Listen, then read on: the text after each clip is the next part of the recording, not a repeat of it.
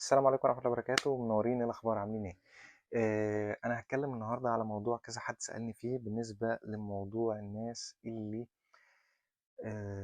معاهم إقامة أو مسافرين يعني من البرتغال رايحين بلدهم، أيا كان البلد اللي هم رايحينها ايه.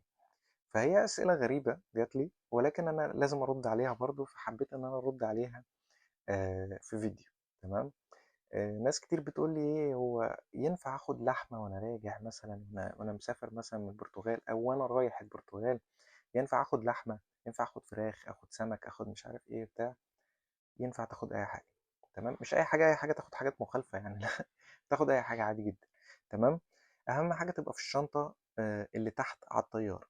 الشنطة اللي فوق ما ينفعش تاخد فيها الحاجات طبعا اللي هي اللي مش قانونية، اللي هي أنبوبة غاز بتاعة الولاعات دي. ما ينفعش تاخد ولاعات، ما ينفعش تاخد اللهم صل على النبي، ما ينفعش تاخد الحاجات اللي بتشتعل يعني كبريت. ما ينفعش تاخد الفيب، الحاجات اللي هي اللي ممكن تنفجر، أدوات حادة. ما ينفعش على الشنطة الشخصية اللي بتبقى على الطيارة فوق. تمام. ولكن برضو تحت في الطيارة تقدر تاخد ايه مثلا؟ آه، تقدر تاخد عادي جدا وانت مسافر. تاخد الترمس ده اللي هو اللي اسمه ترمس ولا كولمن، اسمه البتاع اللي بيتحط فيه الايس بوكس ده، ولا ترمس ولا كولمن. الايس بوكس تنفع تاخده معاك. وفي تلج بيبقى لونه اخضر كده ولا ازرق. تلج لونه ازرق كده، بيبقى في بتاع مربعه مستطيله كده بلاستيك. بيتحط في التلاجة عشان ما يعملش ميه. بيتحط فتره في التلاجة يوم كامل مثلا، وتطلعه وتحطه، فبيقعد معاك حوالي 12 ساعه. تمام. فتحطه كده في الايس بوكس، وتحط الاكل اللي انت عايزه، وتحط واحد تاني، وبعد كده الاكل، وتحط واحد تاني، وبيقعد معاك حوالي 12 ساعه. تمام. ما حدش طبعا بيقول لك انت واخد اكل ليه او بتاع. الاكل طبعا مش ممنوع يعني، ولكن يبقى في الطياره تحت. تقدر تاخد كل اللي انت عايزه، اكل مستوي، اكل مش مستوي. سيبك من الناس اللي تقول لك انت هتروح باكل، هتروح مش روح زي ما انت عايز، زي ما انت عايز يعني. ولا حد يقول لك رايح بايه ولا بتاع. ما حدش شريكك، وما حدش بيصرف عليك، ما حدش بيديك فلوس يقول لك هات اكل. ولو انت مت من جوع ما حدش هيديك فلوس من ان انت تاكل يعني. فاعمل اللي يعجبك وسيبك من اللي يعجب الناس يعني. كبر دماغك. مش عايز اقول يعني ماشي. فاعمل اللي انت عايزه، طالما انت اللي بتصرف على نفسك وشغال وشقيان وفلوسك هي اللي معيشاك. اعمل اللي انت عايزه، بس ما تعملش حاجة تيجي على حدود الغير. تمام. سواء تاخد بقى لحمة معاك، تاخد فراخ، تاخد محشي، خد سيبك من عايز أجيب مش عارف ايه وبتاع. والله هيجي له وقت كده تلاقيه بيقول لك انا نفسي فيه. انا نفسي والله العظيم خدت محشي معايا مرة. فخليك عادي يعني، خلي الامور عادية. احنا مش وزراء ولا سفراء ولا رؤساء عشان نقول لا ما ناخدش. خد اللي انت عايزه عادي. خد عندك حاجات هناك مثلا في البرتغال مش موجودة عندنا في مصر، بعض الحاجات الأكل يعني، والطعم بيبقى مختلف شوية. خد يا عم معاك، وانت ايه المشكلة يعني؟ عادي. خد طماطم وانت عادي جدا. خد اللي نفسك فيه. أهم حاجة يكون في الشنطة تحت على الطيارة. مفيش مشكلة. لو والدتك مثلا، عارف الأم بتبقى مثلا إيه نفسها تقول لابنها مثلا والنبي عبي لك شوية حاجات كده خدهم معاك وبتاع، ما تقولش لأ يا عم ومش عايز وبتاع. أنت شبعان عشان في حضن أمك. لكن لما هتطلع مش هتلاقي الحاجات دي. فشوية بامية متجمدين، شوية سبانخ متجمدين في الفريزر بتاع. خد الحاجات دي هتنفعك يعني. مش هتنفعك طول العمر، ولكن على الأقل تبقى بتاكل طبيخ الحاجة يعني، كله يا عم مرة في الأسبوع ولا بتاع. ف انا بس اعمل لكم الفيديو عشان الناس كانت بتسالني. في حد كان بيسال كذا حد يعني، سالني يقول لي ينفع اخد لحمه؟ ينفع اخد سمك؟ ينفع؟ خد يا عم الاكل اللي انت عايزه. ان شاء الله تاخد خروف معاك، بس حطه في الطياره تحت. تمام، بس ما تاخدوش صاحي يعني. ما ينفعش تاخد كائنات حيه يعني. ما ينفعش تاخد كائنات حيه غير ما يكون معاك ترخيص ليها طبعا، وواخده التطعيم، وواخده وليها جواز سفر وبتاع. فيلم هندي كده. احنا طبعا يعني عايزين بس احنا نعيش، مش شرط يعني ناخد حيوانات معانا دلوقتي. فده ببساطة كل الناس اللي كانت بتسألني على الحاجات اللي هم محتاجين ياخدوها يعني. بالنسبة للناس اللي لسه مسافرة، نصيحة: خد معاك أدوية. مش أدوية حاجة اللي هي ممنوعة يعني، لا، خد أدوية.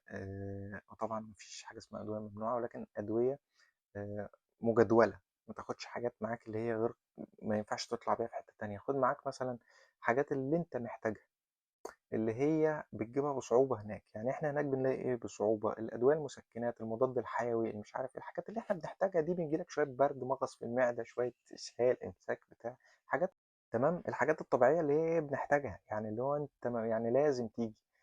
مثلا لو انت لا قدر الله مثلا جالك شوية برد في المعدة، مش هتعرف تجيب حباية برد في المعدة، يعني لازم تروح تكشف، ولازم الدكتور يكتشف ان انت عندك برد في المعدة فيديلك ورقة وطبعا الكشف ده بفلوس لو انت لسه ما عندكش اقامة او ما عندكش حاجة. انا يعني انا بحاول والله اخد علاج معايا وحاجات واساعد الناس اللي لسه ما خدتش اقامه ولا حاجه، لان طبعا عارف الامكانيات بتاعتهم بتبقى نفذت.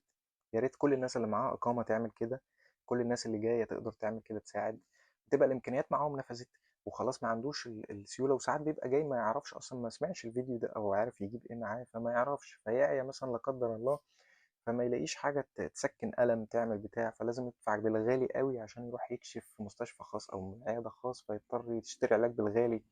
يعني خد حاجات بسيطة اللي هي حاجة للإسهال، للإمساك، للصداع، للوجع السنان، الحاجات اللي هي الطبيعية. خد فوار للمعدة، الفوار الفروت بتاعنا ده، خد الحاجات اللي هي أنت بتحتاجها يعني على طول محتاجها. تمام. مش على طول محتاجة، ربنا يبعد عن أي حد العيا يعني، ولكن في احتياج إليها بعض الأوقات. حاجات مثلا للسخونية، حاجة تنزل السخونية. خد معاك حاجات للبرد. أنا مش عايز أقول أسامي أدوية لأن أنا مش فاكر طبعا، أنا مش دكتور فمش عارف أسامي الأدوية، ولكن أنت بقى أنا بقول لك على المرض وأنت شوف العلاج بتاعه إيه. تمام. الحاجات اللي هي كتافلام والمش عارف إيه، الحاجات اللي عندنا اللي هي العادية دي، فخدها معاك. خد لك علبتين مثلا من كل حاجة، مش هيكلمك عليهم في المطار، بس ما تاخدش 20 علبة من كل حاجة. يعني أنا باخد والله على قد ما أقدر آخد، عشان أقدر أساعد الناس اللي هو حد مثلا تعب ولا حاجة مش هنعرف نجيب له علاج أو حاجة، فبديله إن هو إيه، عنده صداع، عنده وجع في أسنانه ومش عارف إيه وبتاع. وجع السنان طبعا يعني عذاب رهيب يعني. فربنا يبعد عن الناس كلها كل مرض يعني، ويشفي الناس جميعا. فحاولوا تساعدوا بعض. أي حد مسافر من مصر ياخد يساعد الناس بحاجات بسيطة كده، مش هتفرق معاه في حاجة ولكنها بسيطة ولكن هتساعد حد.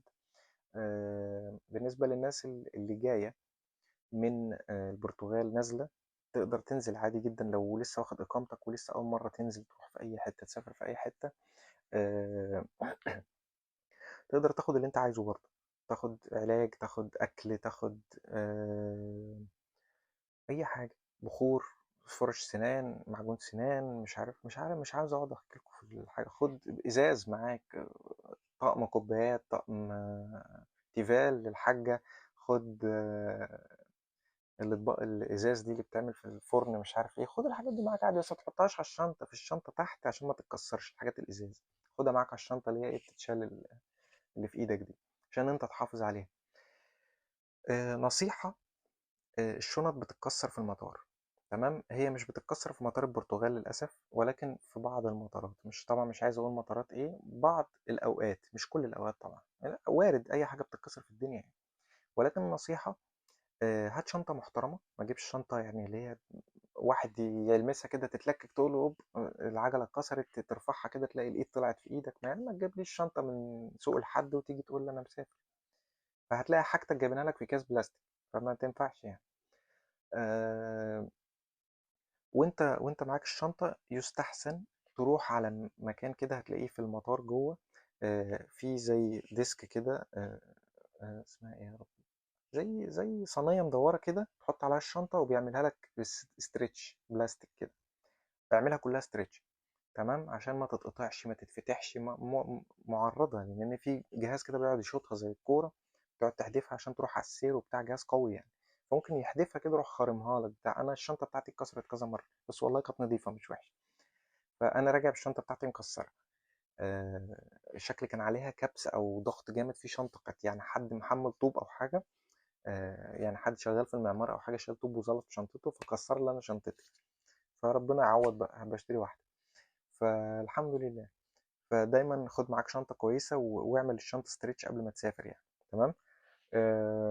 ما تقلقش، هما ما بيفتحوش الشنط في المطارات، يعني ما بيفتحش الشنطة، هو الجهاز بيكشف له كل حاجة، فلو هي فيها حاجة شاكك فيها يقول لك افتح الاستريتش واشوفها. لكن هي طالما امان خلاص، انت ما عندك ايه تخاف عليه يعني، ايش ياخد الريح من البلاط.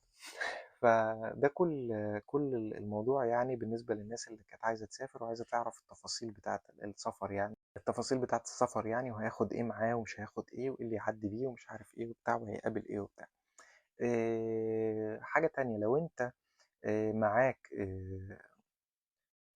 هدوم بزيادة، لو انت معاك هدوم بزيادة والوزن مش مكفي، هم في مطار في البرتغال وانت مسافر، يعني هي الشنطة بتاعتي كانت 23 الواحدة، فحطيت فيها 26، فما بي يعني ما بيدقوش قوي اللي هو يعني انت خلاص هتوقع الطيارة، تمام، عادي. بس تملي خلي هدوم فوق تقدر تلبسها، تمام. انت اكيد هتجيب زيارة هدوم يعني لبعض الناس، يعني ما تجيبش بتاعت عيل صغير وتروح حاططها لي فوق عشان ما يقولك الوزن زيادة فتشيلها، هو مش هيقولك الوزن زيادة، يعني كل الناس بتعدي من 23 لحد مثلا 25 26 بالكتير هيقولك خش عادي، ما يعني الناس جميلة يعني. هم عارفين ان انت بتبقى فترة بره البلد وعايز تروح لأهلك ومش عارف ايه وبتاع، هم يعني فاهم يعني ناس عقلانيين. هنا برضو نفس القصة يعني في كل الدنيا يعني، فما بيدقوش معاك يعني في 2 3 كيلو مش تفرق يعني. خلي دايما فوق في الشنطة جاكيت مثلا، بنطلون واسع بتاع مثلا اخوك الكبير، بتاع والدك، بتاع اي حد حق يعني الشخص الكبير، حط الشخص العملاق شويه عنك حط حاجته فوق دايما في الشنطه، بحيث لو قالك الشنطه تقيله روح سحبه كده وروح لابسه، تمام.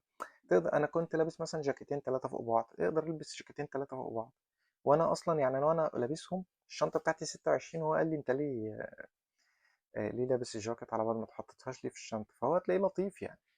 هما بيتكلموا على فكرة كمان في المطار، بيتكلموا انجليزي، بيتكلموا برتغالي، اللغات يعني متاحة هناك، انت لما تيجي خارج هتلاقي الموضوع عادي، ما تقلقش ان هو هتلاقيهم برتغال بس مش هتعرف تتكلم معاهم وبتاع، لا بيتكلموا كل اللغات. آه، وبيساعدوك لو انت تايه مثلا، بتوري لحد الورقة بتاعتك تقول له انا عايز اروح فين، انا جاي منين، انا مش عارف ايه، فهو يساعدك، مساعدين جدا يعني. هو شعب جميل يعني، شعب لطيف. آه، ده بالنسبة للمطار يا جماعة. مش فاكر كان في كام حد، أنا بحاول أفتكر معاكم الناس كانت سألتني في إيه. آه، اللهم صل على النبي. بس يعني اهم حاجات اللي انا قلت لكم عليها تاخدوها معاكم وانتم مسافرين دي. آه، انتبهوا دايما، لان في حاجه كنت هقع فيها، مع ان انا بسافر كتير، ولكن في حاجه كنت هقع فيها، وواحد صاحبي بيسافر اكتر مني هو اللي خد باله اخر سفريه والله. طبعوا لي التيكت، انا نازل ترانزيت، تمام، نازل ترانزيت في دوله، وبعدين هنزل على ايه، على بلدي. ف طبع لي تيكت واحد بس في المطار هناك، وما انتبهش ان هو، انا مش عايز اقول طيران ايه او حاجه يعني، هو طيران شركه عربيه ولكن بصرف النظر. فطبع لي التيكت وخدته وانا ماشي، فصاحبي كان جاي يوصلني، فبيبص كده بيقول لي وريني التيكت وبتاع شكله ايه والرقم بتاع الطياره واللي هو الرحله وبتاع، فبيبص لقى تذكره واحده، قال لي هو انت نازل بس البلد دي ولا رايح بلدك؟ قلت له رايح بلدي. قال لي طب ما طبعش التانيه ليه؟ فلفت انتباهي لحاجه غريبه جدا، ان هو نسي اصلا يطبع لي الرحلتين، يعني ما طبعش الرحلة الترانزيت وبعد كده هنتقل هروح طيارة تانية عشان اروح بلدي، لا قطع لي واحدة بس. فرحت راجع على الشباك قلت له انت قطعت لي تيكت واحد بس. قال لي سوري سوري سكوبا مش عارف ايه وبتاع، انا اسف وبتاع، وراح واخدها مقطعها وراح طابع لي تيكت تاني واحد برضو نفس ده، ولكن في الرحلتين. انتبه جدا من النقطة دي، ركز لو انت نازل ترانزيت شوف في رحلتين، رحلة للمكان الفلاني والرحلة التانية لبلدك اللي انت رايحها او المكان اللي انت رايحه. انتبه جدا لان ساعات بينسوا، تمام. الشنطتين اللي بيبقوا اللي هما 23 كيلو بينزلوا على الطيارة تحت، الشنطة اللي هي الصغيرة بتبقى في ايدك، والشنطة اللي على ظهرك دي بتبقى لحدود من 7 ل 10 كيلو، تمام، ما تزيدش عن كده، وما تبقاش مكعبرة يعني، ما تبقاش زي كورة كده شايلها على ظهرك، حاول تخليها فلات شوية، تمام. فعشان تقدر لو قالوا لك تحطها في جهاز او حاجة، لكن انا ما حدش قال لي تحط في جهاز ولا بتاع، وما بيعدي الدنيا يعني، تمام. انا مش فاكر، لو في حد محتاج اي استفسار على حاجه يكتب لي في الكومنتات، لان انا مش فاكر كان الناس سالتني في ايه تاني. بس الاكل مسموح بيه عادي، تعدي بالاكل تعدي باي حاجه، ما فيش مشكله خالص، اي حاجه مسموح بيها طبعا. آه، ازايز ميه مش عارف ايه كل ده تحت في الطياره عادي جدا. آه، السجاير لو الناس عايزه تعدي بسجاير او الحاجات دي، علب السجاير الحاجات دي مسموح لك في كل شنطه باكيتتين اللي هم القروصتين دول، لو انت معاك شنطه تاخد 4 يعني، عشان في فتي كتير كان شايفه. انا بعدي ب4 عادي، مع ان انا ما بشربش سجاير اصلا، بس بعدي يعني لاصحابي مجاملات وكده. لان هو عندنا احنا فيها طعم حلو شويه عن هناك. وزي ما بيحكوا يعني انا ما اعرفش، فبيقولوا ان هي طعمها بيقولوا ان هي طعمها احسن يعني، وفي ناس هناك بتقول لك اللي هناك طعمها احسن من اللي عندكم، فيعني اختلاف وجهات النظر يعني. فده كل الموضوع. لو في حد محتاج اي استفسار على حاجه معينه، انا عارف ان انا بحكي لكم حاجات بديهيه بعض الناس عارفاها، ولكن في ناس برضو ما تعرفهاش. فما تشوفش كل حاجه انت عارفها تفكر ان كل الناس عارفاها. ممكن حاجات انا بحكيها في حاجات زياده عليها انا لسه ما اعرفهاش فاقع فيها، فحد تاني يقولها في فيديو فانا اتعلم منها قبل ما اقع فيها. تمام. فتملي آه، حاول تساعد الناس حتى لو بمعلومه انت شايفها بالنسبه لك حاجه بديهيه، هتساعد الناس التانية. تمام. استاذنكم اعملوا اشتراك في القناه، فعلوا زر الجرس، واشوفكم على خير. الله يسعدكم جميعا. السلام عليكم.